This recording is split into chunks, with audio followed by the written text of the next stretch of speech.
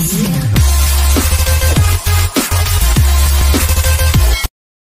magandang araw sa inyong lahat mga paps. May bagong video naman tayo, bagong pasyente na try nating aayusin. Kung sisurtihin tayo, magawa natin. Nung hindi, better luck next time na lang. So ito isang Devant na 55 or 50. Tingnan nga natin yung model para sigurado tayo.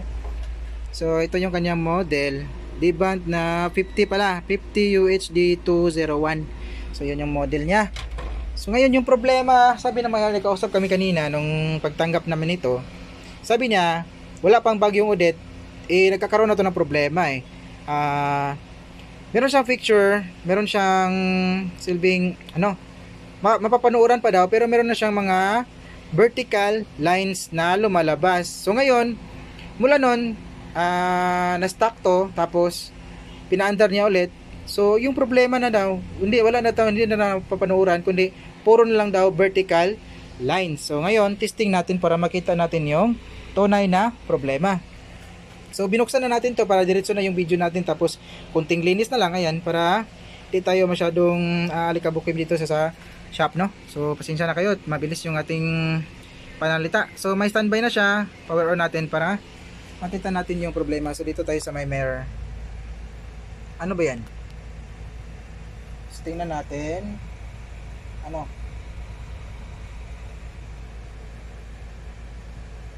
Sandali lang, nawala. Lumabas yung kanyang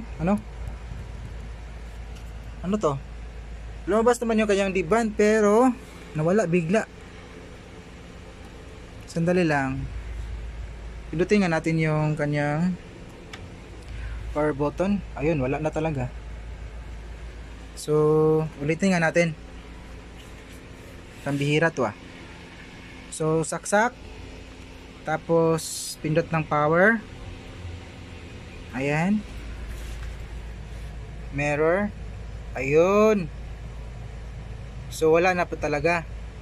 Lalabas yung logo ng Devant, tapos mag fade away siya, dandahan siya mawawala, tapos magiging backlight na lang. Ayun So kanina tinisting namin to, nagkaroon siya ng vertical bars. So ngayon wala nang vertical bars dito, so protect na. Pambihira. So yung ganitong setup, para malaman natin kung isang bandang side ng panel yung problema, kasi nakaseparate to divided yung panel natin na dalawang side, left and right, kasi meron siyang dual flex, no? Meron tong dual flex. Kapag malaki na mga panel, meron siyang dual flex, hinahati-hati yung kanya mga supply, papuntang left, papuntang right. So ngayon, para ma-determine natin kung sang bandang side ng panel yung problema, mag-isolate tayo. So dito tayo banda, anong uunahin natin? Dito na lang, dito na side. Hangap natin tong dito na side, at titingnan natin kung wala tong kabilang side, magkaka-display ba, maging normal ba, at hindi mawala ba yung logo ng Devant. So hangap natin tong side na to. Ayan. So saksak ulit natin. Naka standby. Pindutin natin yung power. Ayun. Ito sa my mirror. Ayun. Ayun, napalabas natin yung smart TV. Smart TV na pala to. O, kita nyo ba? So kalahati lang po yung display. Ayun sa may taas. Ayun kalahati lang po yung kanyang display. Nung mahang natin yung kabilang side, siyempre kabilang nawala yung kabila, hang natin, siyempre kalahati din yung display niya. Pero at least nakita natin na hindi siya nagpo-protect. Wala din tayong nakita vertical lines pero napalabas natin yung picture niya nung mahang natin yung left side, no? Ayan. So na-determine natin, nalaman natin na dito na side ng panel yung may problema. So hindi na kailangan natin tanggalin to, kasi kung tatanggalin natin to, tapos dito naman siguro ganun pa rin yung problema, magpo-protect siya. So pero ngayon at-least na natin nalaman natin na isang banda ng side ng panel yung may problema. So dito na lang tayo magpo-focus. Ayan, so para sigurado dito na lang load natin to para sigurado yung video natin, no? Ayan, tapos ito naman yung nakahang. Ayan.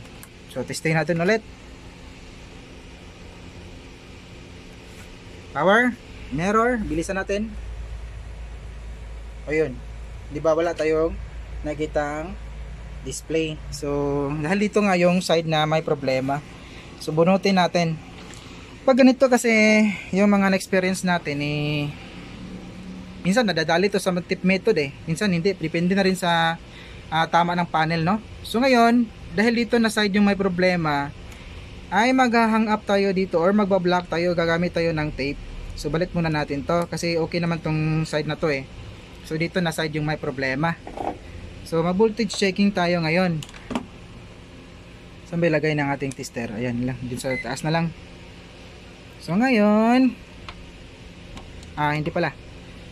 Magba-block tayo muna dito. Magba-block o malagay tayo ng tape. I-block natin yung kanya mga clocking signal or kanya mga swapping voltage. Gate signal at saka swapping voltage. Ito siya. Sa paglukit ng ganito, yan. Ito yung side mute. Pansin nyo ba yung mga maliliit na resistor na yan? Ayun o. Ito yung kanyang clock signal. So kung bibilangin natin yan, 2, 4, 6, 7. So siguro 6 lang yung clock signal na ginamit nito clock 1 hanggang clock 6, tapos LC1, LC2 at saka BSS at saka BGL. Ayun o. So dito siya. So yung swapping voltage pala natin dito, ito yung BSS, ito yung LC1, ito yung LC2, tapos BGL, yung negative voltage. So paano natin nalaman yan? Tinisting ko na yan nag voltage checking na ako kanina dyan. Ayan. So para masiguro nyo, ayan o. Ayan. Para masiguro natin titesting natin yan para makita na ang ating mga kaibigan. Pindutin natin ang power. So hindi pa pala kasi hindi lalabas yung supply kung naka-load to. Nagpo-protect yung ating DC-DC. So ulitin natin. Yan, naka-standby siya. Power on. So dito tayo. Check natin to. Ito yung kanyang sinasabi ko kanina na BSS. Ito lang, bakit wala? Ay putik, bakit hindi pala nag-ground yung ating tester, negative side. Pambihira. So ito yung sinasabi kong BSS. Ayun. Ito yung kanyang BSS na negative 9. Tapos yung LC1 natin ay swapping voltage yan. Nag-BBGH, nag-BBGL. Ayan o. Tapos ito naman yung kanyang LC2. Ayan o, LC2. Ayan, nag-swapping din siya. Tapos ito naman kanyang BGL. Yun, negative 10.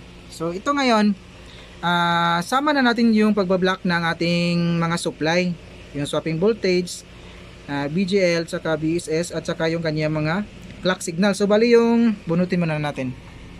Bali yung kikat yung ibablock natin dadalihin natin yung ground. Sama natin yan.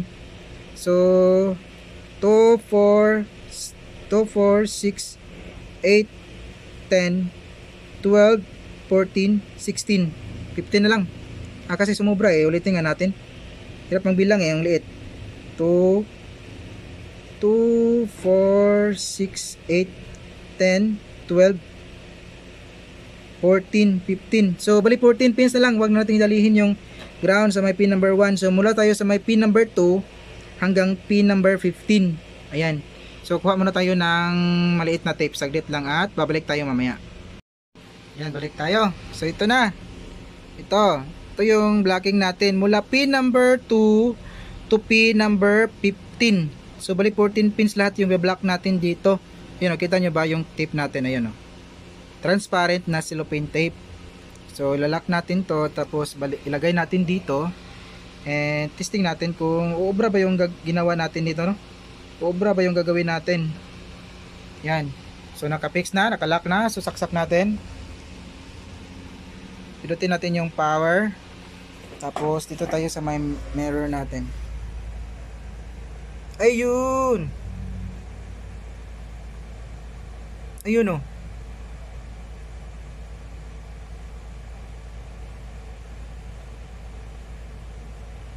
Ayan. So, hindi na po nagpo-protect, no? Ayun, oh, lumabas na yung kanya mga demo-demo dyan. So, lagyan muna natin ng signal or source para makita natin yung buong screen. Para meron tayong picture na makita dyan sa my screen natin, no? So, saglit lang at kukuha tayo ng source natin dyan. So, ayun, kuha tayo ng source. Balik tayo. So, may source na tayo nalagay sa may EB, yung DVD natin. So, dito tayo sa my screen. Ayun, oh. Ayun, gumana naman yung ating panel, pero may napansin ako dun sa may kabila eh. Medyo pangit yung kanyang linearity, nagkaroon siya ng fine lines, oh. At puntahan nga natin. Ito yung siguro ito yung dahilan kung bakit. Sandali lang, kamay yung nakita natin eh. Kita ba? Ayun, oh. Ayun, may problema pala yung panel natin. Pambihira, akala ko yun na yun eh. Naroon pala siya, nagkaroon na pala siya ng vertical line. So dito, ayun, oh, nakita tayo mga katek. Ayun, oh. Meron na siyang washout dito banda. Kita nyo ba? Ayun, oh. Ayun. Ito. Kakaroon na siya ng washout. Kita nyo ba? Yun, oh. Kita nyo. Ito. Kakaroon na siya ng washout. May problema na pala yung panel. Pag ganito kasi grounded na yung kanyang mga linya, no? Yung kanyang gate signal at pasukan ng mga supply. Kaya nagpo-protect or nagkakaroon ng vertical lines at walang picture yung ating panel. Kasi yung mga supply na papasok dito eh wala na. Disturbance na, meron na siyang disturbance, no? Kasi nga dito dahil sa washout na to. Ayun, oh. Ito mga katek, dahil nagkaroon siya ng fine lines dito na side, so yung kabila clean. Tapos dito malaki yung kanya linearity, no? Malaki yung fine lines. May maaayos pa naman to eh. Pero kailangan mong i-grinder yung washout na dito na side para ma-clear yung linya. Kasi kahit na-block natin yung kanya mga signal, clock signal or sa kanya mga supply dito, pero may disturbance na to eh. Yung dito na side may disturbance na to sa panel. Kapag supply doon sa may kabila, okay yung mga gate signal or okay yung gate signal doon sa may kabila, mga clocking at mga supply. Pagdating dito, meron na siyang problema eh. Yung kanyang papasukan ng supply pa dito eh. Kaya nagiging may disturbance yung kanyang display. Kasi nga dahil dito sa may washout. So may posibility na ma-repair. Kaya grinder natin yan. Lilinisan natin tong may washout dito banda para mawala yung mga short circuit niya. At saka yung kanyang burn pixel na vertical lines ay hindi po natin yan makukuha, no? Talaga ang burn pixel na yan, may problema na yan sa may panel natin. Hindi makita kasi madilim yung movie. So, ipapaalam muna natin to sa may-ari kasi kapag nag-grinder tayo dito 50-50 kasi hindi ko pa nasubukan at hindi pa ako nakabili ng maliit na grinder, no? So, yung paalam muna natin na kung gusto pa talaga niyang ipa-repair para malinis yung side na yon, yung kanyang fine lines, paalam natin na ipoposibilidad na baka masira pa natin lalo o baka mabasag natin yung panel. Pero kung kung papayag si may-ari na ipagawa na lang, win or loss, kahit anong mangyari, gagawin po natin yan. So, i-update natin yan sa mga susunod na video natin. So, ngayon, antayin mo natin sa may-ari na anong decision niya. Kung okay lang siya ng ganito, well, sisingilin naman natin siya sa maayos na presyo, no? Hindi po yung full na charge kasi may problema naman. Hindi naman perfect yung paggawa natin, no? So, kakausapin mo natin sa may-ari, paalam natin sa kanya yung mga sitwasyon para mapag-usapan at hindi na magkakaroon pa ng problema. So, both side ay ayusin natin yan para wala tayong problema, no, sa pagdating ng panahon. So ito, hanggang dito na lang yung video natin at hindi ko na to patatagalin. Shoutout na lang sa inyo lahat, no, mga Lodi, mga Paps. And this is the D Technician. Peace out.